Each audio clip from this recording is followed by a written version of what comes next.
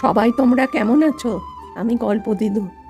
আজকের গল্পের নাম গোপালের চালাক প্রতিশোধ।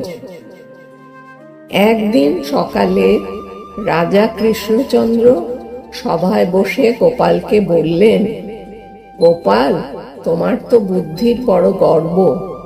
দেখি তো তুমি আজ এমন কিছু করো যাতে সবাই অবাক হয়ে যায়।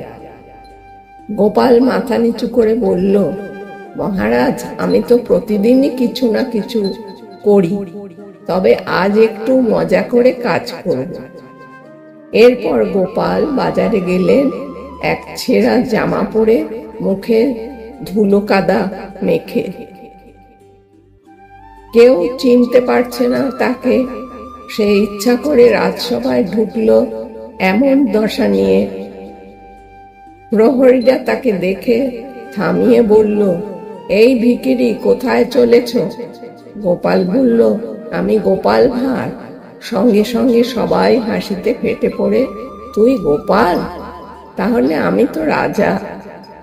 গোপালকে ধাক্কা দিয়ে বাইরে বের করে দিল তারা। পরদিন গোপাল এলো রাজসভায় সুন্দর পোশাক পরে, হাতে উপহার, গলায় মালা। সবাই তাকে দেখে অভ্যর্থনা জানালো। রাজা জিজ্ঞেস করলেন, কাল তুমি সভায় এলে না কেন? গোপাল মুচকি হেসে বলল, মহারাজ, কাল আমি গিয়েছিলাম, কিন্তু গায়ে রাজপোশাক ছিল না, তাই সবাই আমায় চিনতেই পারল না। রাজা অবাক হয়ে বললেন, তাহলে তুমি কি এখন পোশাকেই সম্মান দিচ্ছ?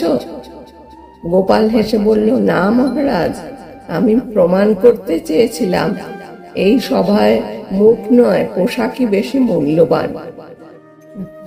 রাজা হেসে উঠল, তুমি আবার আমাদের শিক্ষা দিয়ে ফেললে। আজকের গল্পের শিক্ষা হলো, মানুষের মূল্য তার পোশাকে নয়, তার গুণে। বাইরের রূপ নয়, ভেতরের জ্ঞানই আসল।